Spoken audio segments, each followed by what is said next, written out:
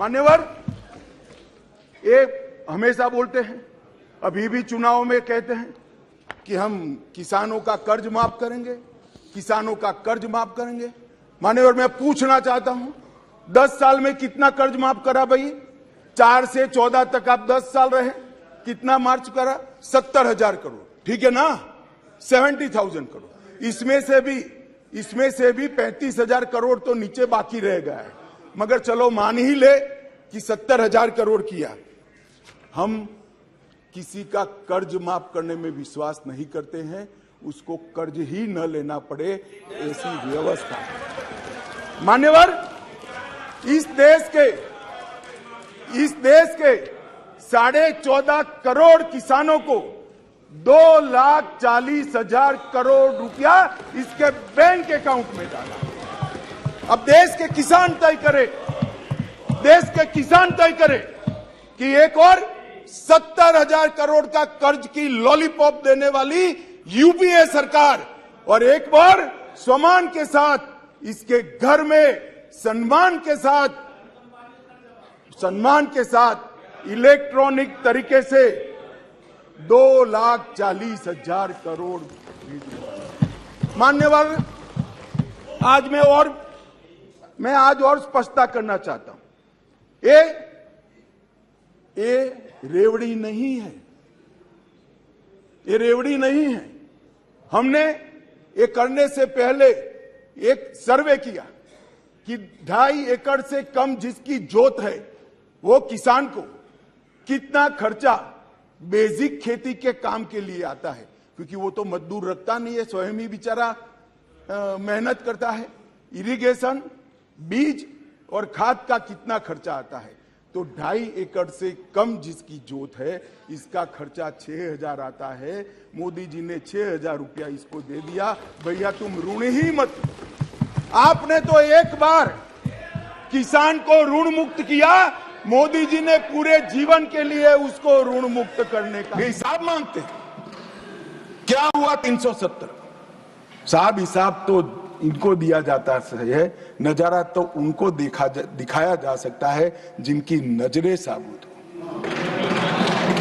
जो काला चश्मा पहनकर आंखें मूंद कर बैठते हैं, उसको विकास नहीं दिखा सकते। किसी सदस्य ने ठीक ही कहा था, पैदल यात्रा निकाली, कश्मीर तक गए, अपने कार्यकर्ताओं के साथ बर्फ की होली भी खेले और कहे कि मुझे दूर से आतंकवादी दिखाई पड़ा था। अरे भाई, नजर में ही आतंकवादी है तो आपको सपने में भी आएगा और कश्मीर में भी दिखाएगा। हम तो दिखाई देते ही सीधा 2 आंखों के बीच में गोली मारते हैं। मान्यवर, 2 आंखों। हमारी सरकार ना आतंकवाद को सह सकती है, ना आतंकवादियों को सह सकती है। कोई जगह नहीं है देश में अब देश के नागरिकों के साथ खून की होली खेलने वाले। मान्यवर, दूसरी समस्या थी वामपंथी उग्रवाद। वामपंथी उग्रवाद, अभी किसी ने भाषण किया कि राजनीतिक समस्या है। अब मुझे तो इस सोच पर ही दया आती है। विकास की दृष्टि से पिछड़े हुए कई जिले हैं, कई तहसीलें हैं। सबको मालूम है, लंबे कालखंड के बाद हम आजाद हुए। कोई भी सरकार हो, भले कांग्रेस की ही थी, मगर कोई 5-25 साल में सब जगह विकास नहीं पहुंचा सके। हम पहुंचा रहे हैं अब सब जगह, मगर छूट गया होगा कोई बात। तो इसका मतलब ये नहीं कि हम देश की व्यवस्था को ही न माने, संविधान को ही न माने और सरकार लाचार बनकर देखती रहे।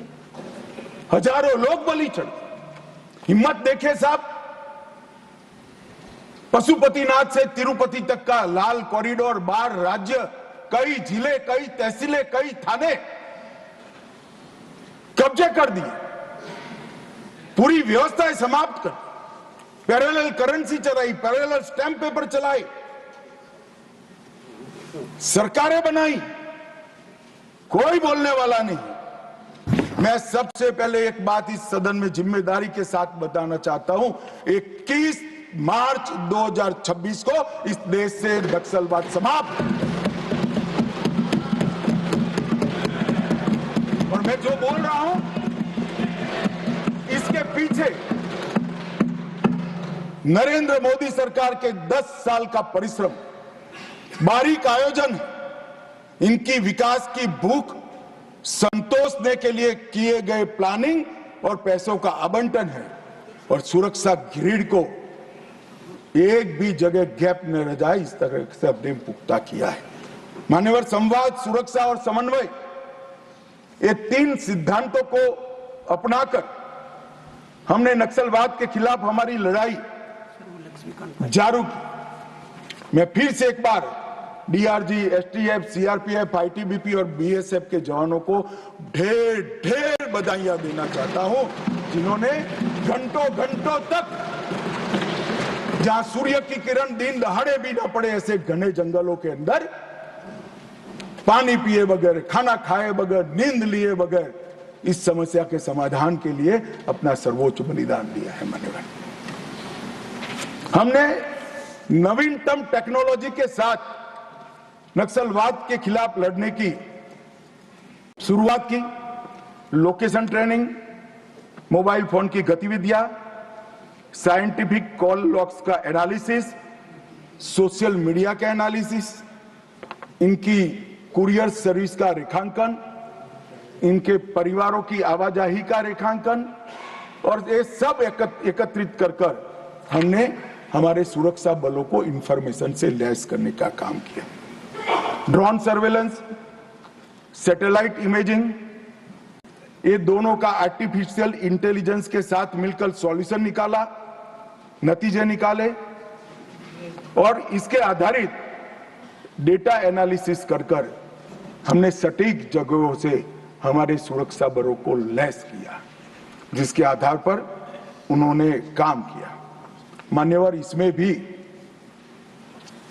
मैं कांग्रेस के शासन और हमारे शासन का कंपैरिजन देना चाहता हूं।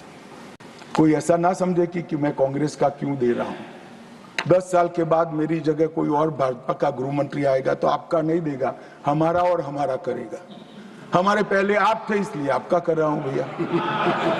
2004 से 14 कांग्रेस की सरकार थी, हिंसक घटनाएं हुई थी 16,463 और 53% इसमें कमी आई। सुरक्षा बल मारे गए थे 1851, अब 10 साल में मारे गए 509, 73% की कमी, और नागरिकों की मृत्यु 4,766 से कम होकर 1495, 70% की कमी। मैं 2 शासन एक ही जगह पे, एक ही कालखंड में अलग अलग विचारधारा के होते हैं तो कैसा परिणाम आता है, इसके नतीजे बताना चाहता हूं। मेरी बात कुछ सदस्यों को ठीक नहीं लगेगी, मगर नक्सल को पॉलिटिकल समस्या समझने वाले शासन जब होता है तब क्या होता है, और विकास के साथ साथ सुरक्षा की दृढ़ता के साथ काम करने वाला शासन आता है तो क्या होता है। 2023 दिसंबर में छत्तीसगढ़ में शासन बदला, भाजपा की सरकार।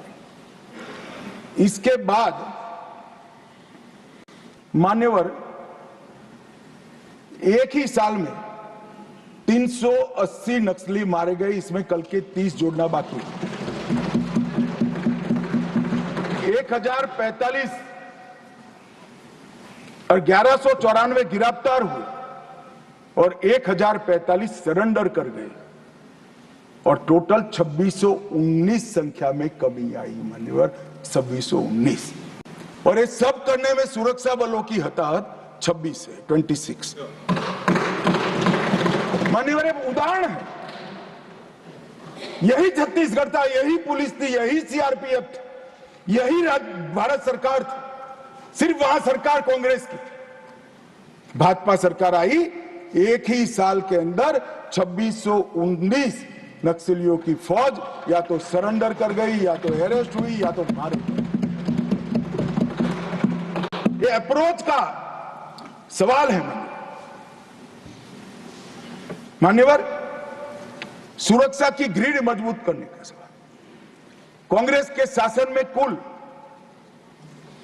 2014 तक 66 फोर्टिफाइड पुलिस स्टेशन थे, इसमें से 32 अटल जी की सरकार में हुए थे। और मोदी सरकार ने 10 वर्ष में 66 के बनाम 612 फोर्टिफाइड पुलिस स्टेशन बनाए। मोस्ट इफेक्टेड नक्सल जिले, इसकी एक व्याख्या है, कांग्रेस ने ही बनाई, हमने स्वीकारी। 2014 में 126 थे, अब उसमें से 12 बचे हैं और मैं कह चुका हूं 31 मार्च 26 को मैं शून्य लेकर यहां हूं।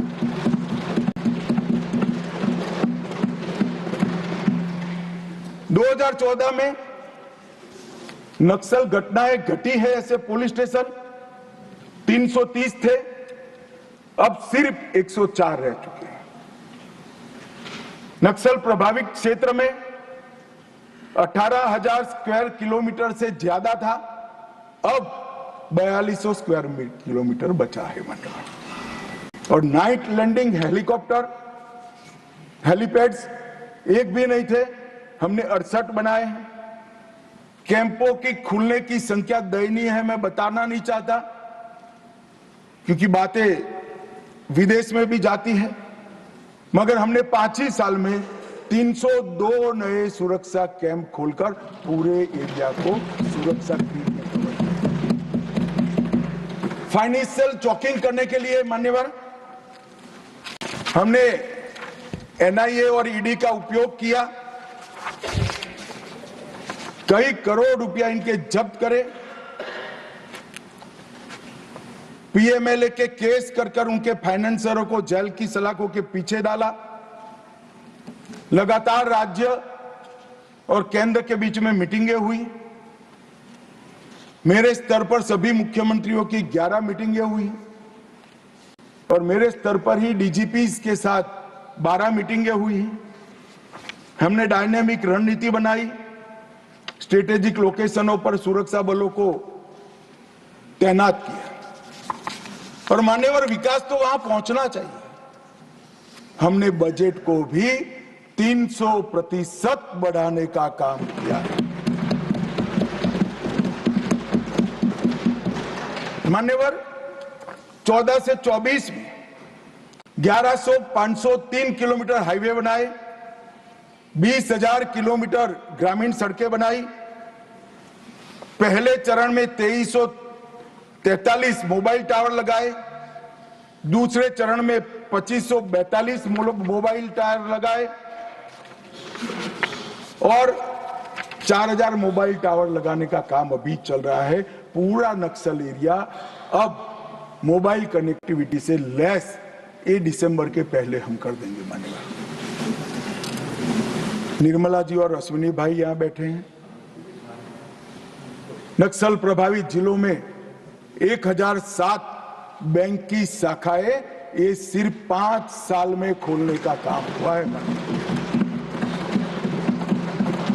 937 एटीएम बनाए और 5,731 डाकघर बैंकिंग सेवा के साथ खोलने का काम भारतीय जनता पार्टी ने।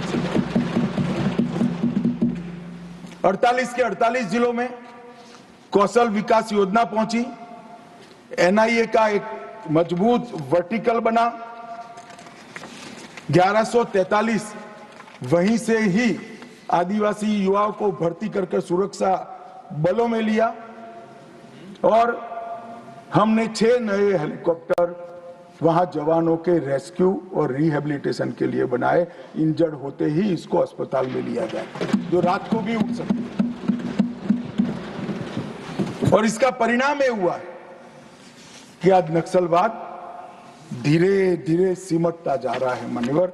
और मैं इतना कहना चाहता हूं कि जो मारे गए हैं उसमें बहुत सारे इनके प्रमुख नेता हैं। इसके कारण उनका पूरा आंदोलन चरमरा गया है, एकदम चरमरा गया है और कई सारे करोड़ों के रुपए के इनाम थे, ऐसे लोग सरेंडर भी हो गए।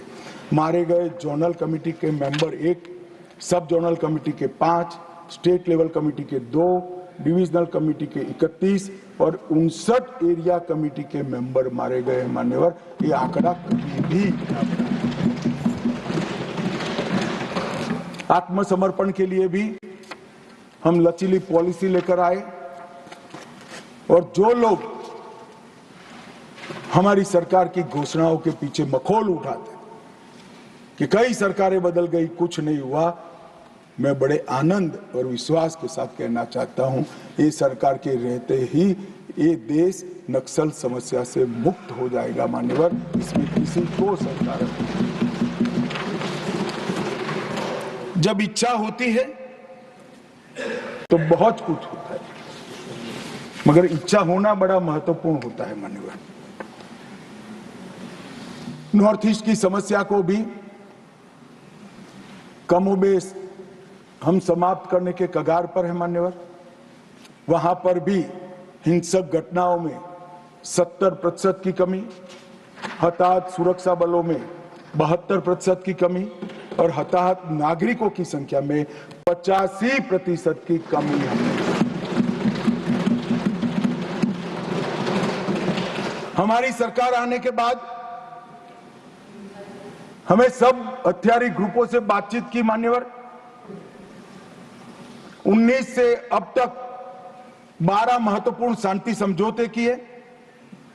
2020 में NLFD के साथ, 21 में ब्रू रियांग के साथ, 22 में कार्बी के साथ,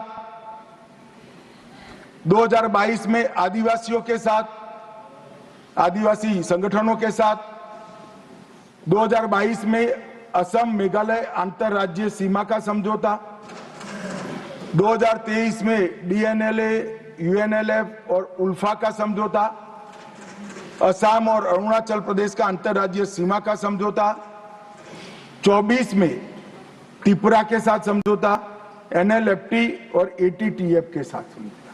कुल मिलाकर मान्यवर 10,900 युवा हथियार डालकर मेन स्ट्रीम में आए हैं।